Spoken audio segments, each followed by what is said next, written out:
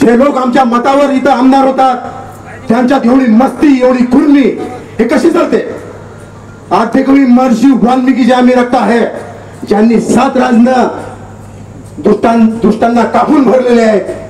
कोणाची कीर्ती वाढली कहाणा केले रामायण रामाआधी रामायण करणाऱ्या महर्षी वाल्मिकीचे आम्ही औलाद आहोत. हे लक्षात ठेवा.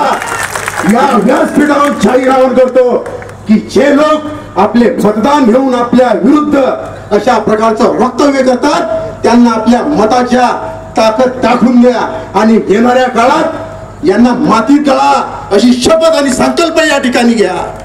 राघोजी भांगरेंची तुम्ही औलाद आहात ज्यांनी इंग्रजांना सळो की पळ करून ठेवलं.